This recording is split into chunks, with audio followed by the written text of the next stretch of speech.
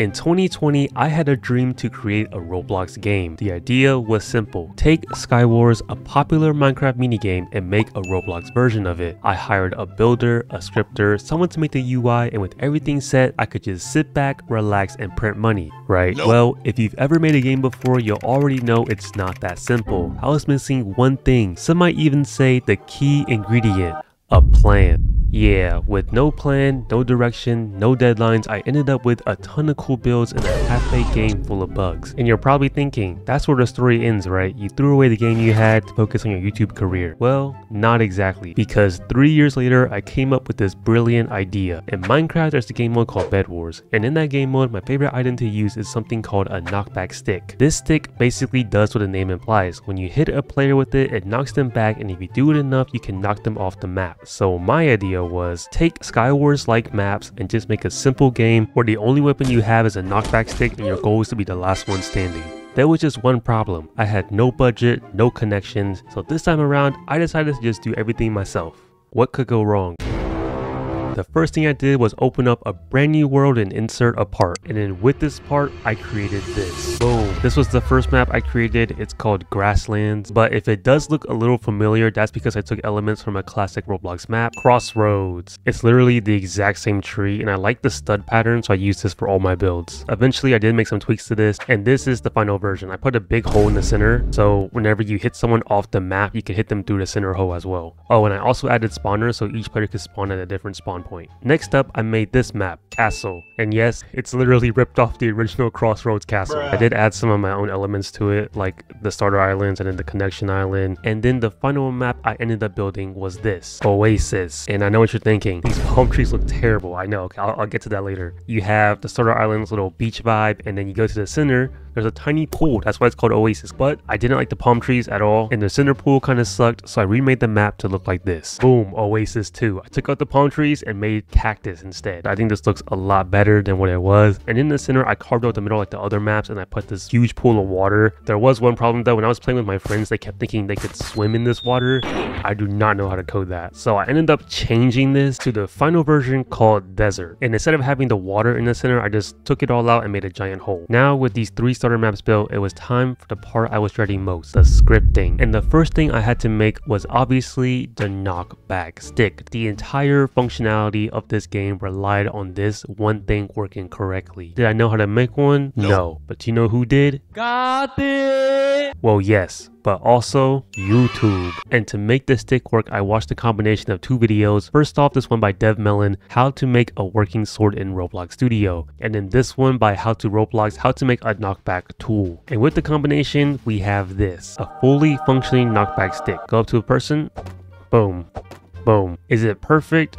Maybe, but is it functioning? Definitely yes. Now with the knockback stick out of the way, it was time to make the round handler system. And to do that, I watched this tutorial by Reactive Metal in combination with this video by A Nobot. And from these videos, I was able to create this, an intermission with the map vote system that spawns the map and then teleports me into it.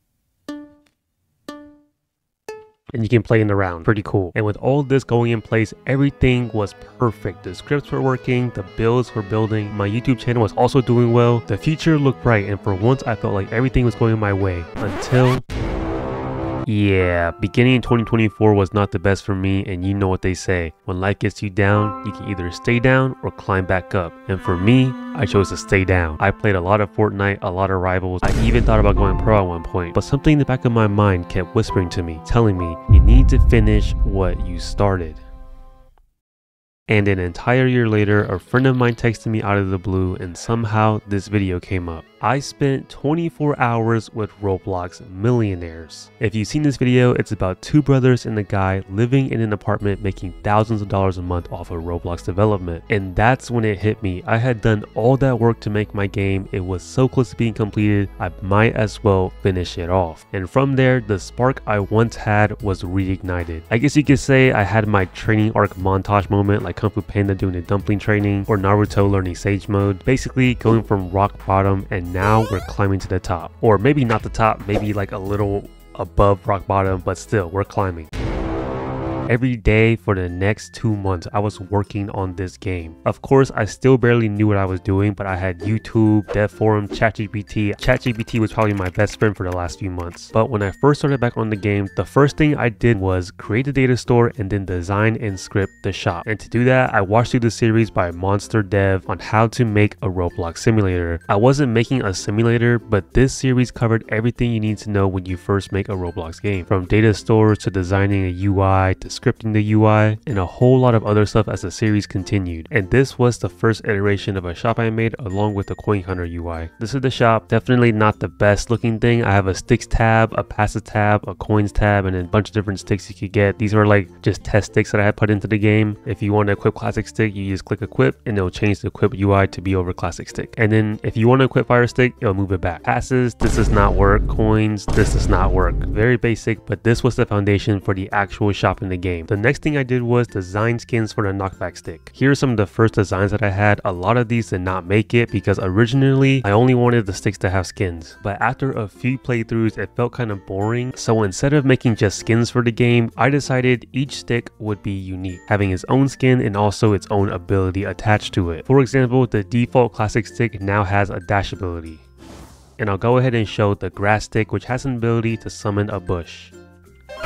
There's also more sticks like the invisible stick, which turns your character invisible, or the water stick, which summons a wave of water. And I also do need to shout out Slap Battles and Human Kebabs for inspiring me to add abilities to the game. But I know what you're thinking. You have all of these sticks, won't some of them be way too overpowered? And to fix that, I implemented a power stick scaling system. What that means is the more powerful a stick is, the more times you'll have to get a hit on it in order to activate its ability. More powerful sticks also have a longer cooldown before you can charge the ability again. For example, here's the classic stick. This one takes 3 player hits, which I deactivated for now in order to charge the ability. 1, 2, 3, ability charge, and I press E.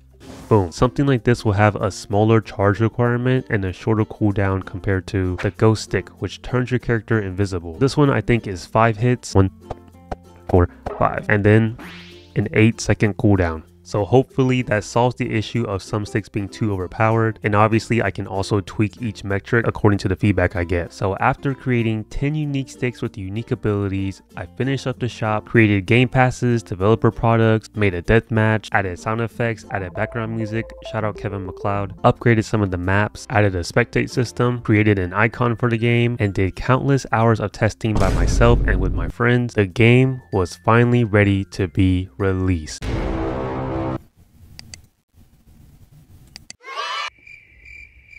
No one's here. Alright, to get the first few players for my game, I'm going to buy some sponsored ads. I don't know how any of this works, but I'll get 40 ad credits for 11,000 Robux. Hopefully this isn't just a waste of money. And then let's do a 20 ad credit. And how does this work? Run continuously? I don't know what I should do here, but I'll do that. Okay, so for audience targeting, I'll just do all regions and then mobile, tablet, computer. I'm not optimized for console yet, but it works on these 3 devices. Alright, looks like it's in review, so now we just wait and see what happens. Okay, so before the ads run, I'm testing the game with my friends just to show y'all what it's like. Let's start with the classic stick and we can get like the grass stick, dynamite stick, and let's do a map vote. Let's vote for castle. Okay, all right, let's go. Starting the round. Let's get Bedrich, man. Yo, okay, nice elimination. I want to use my ability. Okay, let me hit one ability charge. Oh, okay, no way, bro. Let me get the grass stick. I can summon a bush. Watch this, watch. Oh, he was not expecting that. He was not expecting that. Oh, bro, how do you still get me? Yo. Okay, hold on. Wait. Nice. First win.